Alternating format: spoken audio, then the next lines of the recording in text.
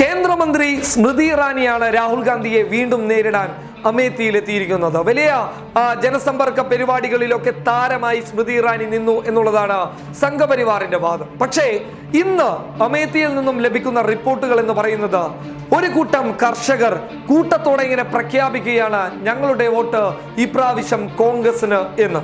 അതിന് വ്യക്തമായ കാരണമുണ്ട്. കർഷകർ കോൺഗ്രസിനോടൊപ്പം അമേത്തിയിൽ നിൽക്കാനുള്ള വ്യക്തമായ ഒരു കാരണം എന്ന് പറയുന്നത് യോഗി സർക്കാരിന്റെ ചില നടപടികൾ തന്നെയാണ്. അതായത് ഒന്ന്, പശുവിനെ നിങ്ങൾ സംരക്ഷിച്ചുകൊള്ളുക, പശു വളർത്തിക്കൊള്ളുക, അതിൽ ഗവൺമെന്റിന്റെ ഭാഗത്ത് നിന്ന് പരിപൂർണമായിട്ടുള്ള സഹകരണം ഉണ്ടാകും, സഹായം ഉണ്ടാകും എന്നൊക്കെ പറഞ്ഞ അവസാനം ആ വിഷയത്തിൽ ഒരു സഹായവും ജനങ്ങളിലേക്ക് എത്താത്ത അല്ലെങ്കിൽ കർഷകരിലേക്ക് എത്താത്ത ഒരവസ്ഥയാണ് അവിടെ നിന്നും കാണുന്നുള്ളത് എന്നതാണ് ലഭിക്കുന്ന റിപ്പോർട്ടുകൾ ഉള്ളത്. ഒന്ന്, കർഷകർ ഇതോടുകൂടി പ്രഖ്യാപിച്ചിരിക്കുകയാണ്, ഇനി യോഗി സർക്കാരിന് ഞങ്ങളുടെ വോട്ടുകൾ എത്തില്ല, ഇനിയൊരു യോഗി സർക്കാർ ഞങ്ങൾക്ക് ആവശ്യമില്ല, മറിച്ച് മോദിക്കോ ഞങ്ങൾ വോട്ട് നൽകില്ല, മറിച്ച് രാഹുൽ ഗാന്ധിയിലേക്കാണ് ഞങ്ങളുടെ വോട്ട് എന്നാണ് അവിടെയുള്ള കർഷകർ പ്രഖ്യാപിച്ചിട്ടുള്ളത്.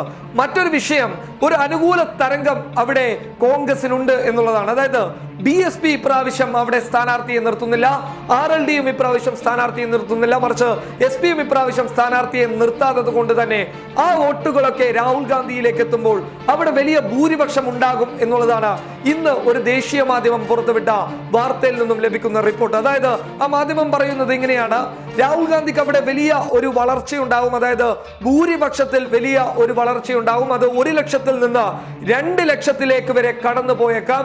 സ്മൃതി ഇറാനി ഒരു ദയനീയമായിട്ടുള്ള ഒരു പരാജയം അവിടെ ഏറ്റുവാങ്ങും എന്നുള്ളതാണ്. 2014 സ്മൃതി ഇറാനി വോട്ട് കുറയ്ക്കാനുള്ള അല്ലെങ്കിൽ ഭൂരിപക്ഷം കുറയ്ക്കാനുള്ള കാരണം അത് മോദി തരംഗമായിരുന്നു, അല്ലാതെ ഒരു സ്മൃതി പ്രഭാവമൊന്നും ഇപ്പോൾ അമേത്തിയിൽ ഉണ്ടായിട്ടില്ല എന്നും എടുത്തു പറയുന്നുണ്ട്. മറിച്ച് രാഹുൽ ഗാന്ധിയുടെ ചില തീരുമാനങ്ങൾ, അതായത് ഈ 3 സംസ്ഥാനങ്ങളിൽ നടന്ന നിയമസഭാ തിരഞ്ഞെടുപ്പ് സമയത്ത് രാഹുൽ ഗാന്ധി എടുത്ത തീരുമാനങ്ങളുണ്ട്.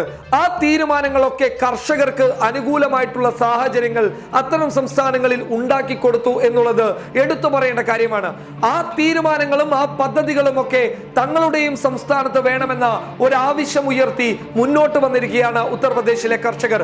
കരിമ്പ് കർഷകർക്ക് കുടിശ്ശിക നൽകാത്ത യോഗി സർക്കാർ, കരിമ്പ് കർഷകർക്ക് കുടിശ്ശിക നൽകാത്ത ഒരു വിഷയം അവിടെ നിലനിൽക്കുന്നുണ്ട്. അത് മാത്രമല്ല, വലിയ രീതിയിലുള്ള ഒരു പ്രതിഷേധം അവിടുത്തെ സർക്കാരിനെതിരെയും മോദിക്കെതിരെയും അവിടെ ഉയർന്നു വരുന്നുണ്ട്. കേന്ദ്ര സർക്കാരിന്റെ ചില നടപടികൾ ശക്തമായിട്ടുള്ള തിരിച്ചടിയാണ് കർഷകർക്ക് നൽകിയിട്ടുള്ളത്. അവർക്ക് ആനുകൂല്യങ്ങളൊന്നും ലഭിക്കുന്നില്ല എന്നും കർഷകർ തുറന്നു പറയുന്നുണ്ട്. ഇതൊക്കെ അടിസ്ഥാനപ്പെടുത്തി ഈ 3 പാർട്ടികളുടെ, അതായത് SP, BSP, RLDയുടെ വോട്ടുകൾ രാഹുലിലേക്ക് എത്തും. കർഷകരുടെ വോട്ടുകൾ സുരക്ഷിതമാണ്.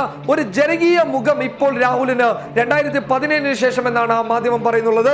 2017 ശേഷം ആ 2 വർഷക്കാലം കൊണ്ട് വലിയ മാറ്റങ്ങൾ രാഹുൽ ഗാന്ധി അവിടെ സൃഷ്ടിച്ചെടുത്തു എന്ന് ആ മാധ്യമം വ്യക്തമാക്കി പറയുന്നുണ്ട്. മറ്റൊന്ന് പ്രിയങ്കയുടെ കടന്നുവരലാണ്. പ്രിയങ്കയുടെ കടന്നുവരലിലൂടെ വലിയ മാറ്റങ്ങൾ ഉത്തർപ്രദേശിൽ നിലവിൽ വലിയ രീതിയിൽ സംഭവിച്ചിട്ടുണ്ട്. ഇതൊക്കെ അമേത്തി അടക്കം ബാധിക്കുന്ന ഒരു കാര്യത്തിലേക്ക് എത്തിയിട്ടുണ്ട്. മാത്രമല്ല, കർഷകരുടെ ഒരു കൂട്ടായ്മകൾ നിലവിൽ അവിടെ രൂപീകൃതമായി മുന്നോട്ട് വന്നിട്ടുണ്ട്. ഈ കൂട്ടായ്മകളുടെയൊക്കെ അഭിപ്രായം എന്ന് പറയുന്നത് ഇപ്രാവശ്യം രാഹുൽ ഗാന്ധിക്കാണ് ഞങ്ങളുടെ വോട്ട് എന്നുള്ളതാണ്. ഇതൊക്കെ അടിസ്ഥാനപ്പെടുത്തി നടത്തിയ ഒരു സർവേകളിൽ നിന്നാണ് ആ മാധ്യമം പറയുന്നുള്ളത്. 1 ലക്ഷത്തിൽ കൂടുതലുള്ള ഒരു ഭൂരിപക്ഷത്തിലോട്ട് രാഹുൽ ഗാന്ധി കടന്നു പോകും എന്നുള്ളതാണ്. സ്മൃതി ഇറാനി അവിടെ ദയനീയമായിട്ടുള്ള ഒരു തോൽവി ഏറ്റുവാങ്ങുമെന്ന് ആ മാധ്യമം വ്യക്തമാക്കുന്നുണ്ട്. News desk public Kerala.